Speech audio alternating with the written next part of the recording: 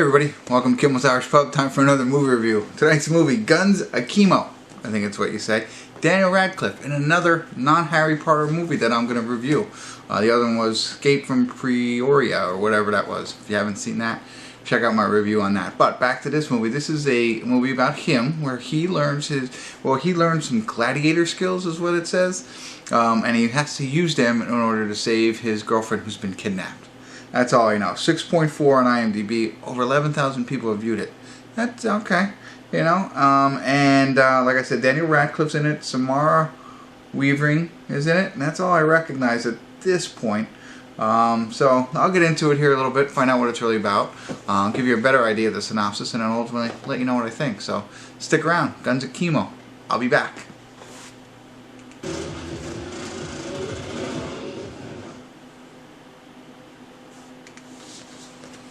Hey everybody, I want to do a quick check-in. We're watching Guns Akimbo. We're at the, 53-minute, 32-second mark. A little over halfway. Debated on whether to do a check-in or not, but I'm going to do one anyway. So, the story's, the IMDb synopsis is a little misleading. So, Daniel Radcliffe plays a coder for a gaming company, whatever. Kind of a, loner type. And he's a troll, so which is interesting. And trolls, an internet troll, not like somebody who lives under the bridge, who goes around and picks on other people behind his keyboard, and does that kind of thing. So he does that. What he does is, it's Schism, I think is the name of the site or whatever. And Schism is basically a site where these two people challenge each other to death, and they chase each other around the city and try and shoot each other, and it's a game. So he finds it and he starts making fun of them and, trolling them. And then because of that, they rope him into this game. And it happens all in the beginning, so this is not a spoiler. But basically they bolt guns to his hands. And so he's not really a gladiator. Like I thought maybe he got some skills. But that's really all they did, was put guns on his hands and say that now he has to fight the best player because of all of this. And that's what the story's all about. He's trying to, survive, and the best player's chasing him around, and he's got these guns on, and all this, the struggles that happen with that. So it's kind of like a dark comedy. And his ex-girlfriend, does get kidnapped, but that's not the whole beginning. Well, I guess it's not the whole beginning of the movie. He starts because he was making fun of these people, and then he gets roped into it. That's really why he's in this Schism game. But as a consequence, his girlfriend or ex-girlfriend, does get kidnapped, and so that just adds to what's going on, but that's not really what it's about. So it's interesting. It's like silly, like the over-the-top shootings and the guns and all that kind of stuff, like you could imagine. So that's really what you're getting in this one. I kind of expected it. So, I'm not let down in any way. I didn't think that it was going to be realistic in any form or fashion. I'm starting to like Daniel Radcliffe a little bit more. He's pretty interesting. I was expecting to see him as like a gladiator, and I thought that would have been a stretch. He's not. He's still a timid kind of guy, just has guns strapped to his hands. So, that's where we are. He's running throughout the city to try and survive. The bosses of it all are trying to have him killed by the best player. So, and there's motivation on her side, all that stuff, but you don't need all that detail. But now you have a better idea of what it's about. So I'll get into it a little bit, see where it goes from here, and at the end give you my final thoughts. So stick around.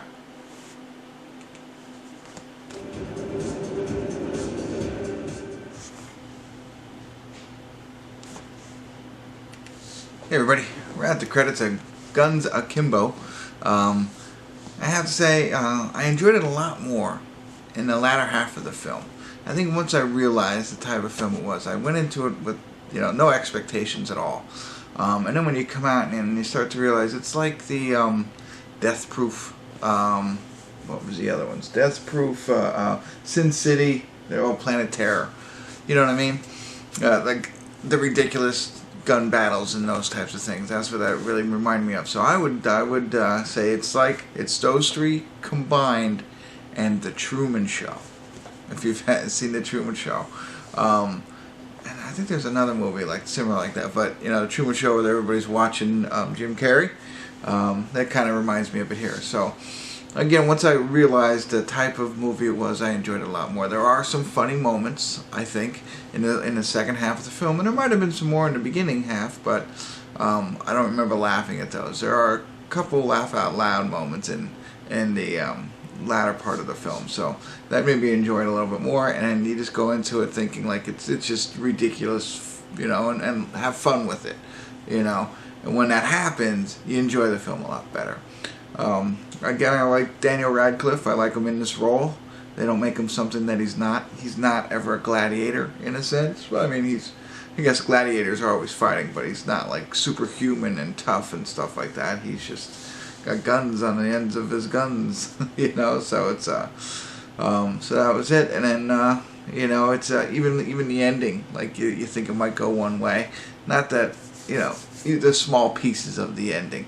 And without me saying anything, there's not much more I could say about that. But you'll see what I mean when you watch it. If you like these types of films, you're going to have to check it out. I think you'll enjoy it.